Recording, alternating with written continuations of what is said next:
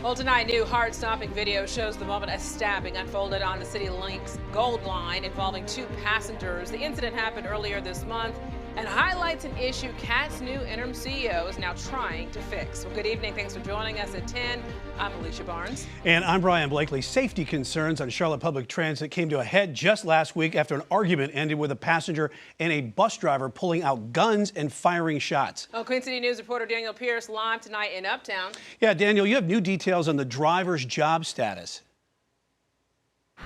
Yeah, we've learned just even confirmation just in the past 10 minutes that that CAT's bus driver, David Fullard, has been fired by the company that is RATP Dev. We got a statement from them. I'm reading it off right now. It's very brief, saying operator Fuller has indeed been terminated. He has never been cited in the past for having a firearm. Now, while his employer has not specified why he was fired, CAT says that it is because he was armed while on duty, which is against policy. Earlier today, though, the new CAT CEO says that as this is happening, they are trying to have new security talks, trying to have training for CAT's bus drivers to de-escalate situations that bus drivers as well as passengers are finding themselves in that are life-threatening.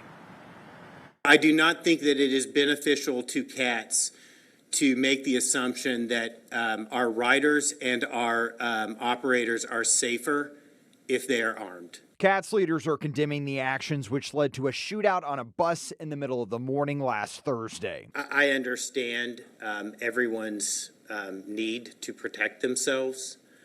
I also believe that this incident may have been avoided. CATS claims passenger Omar Tobias asked now former CATS driver David Fullard to let him off during the middle of the route. Fuller reportedly told Tobias to wait until they were at a bus stop. Over the next 2 minutes, the conversation escalated.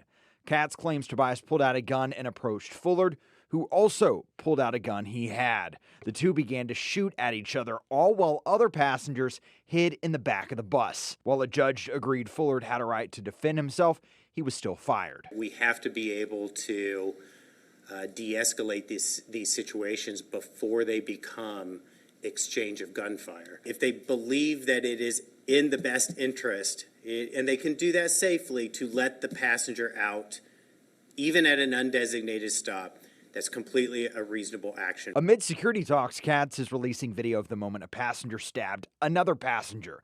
Authorities say 49-year-old passenger Robert Watson seriously injured a 56-year-old man May 4th on the City Link's Gold Line. Video shows the victim entering the streetcar in Uptown. A few seconds later, Watson is seen getting on board. After 2 minutes, Watson gets up and stands above the victim. When the victim goes to leave, Watson is seen slapping his hat off of his head.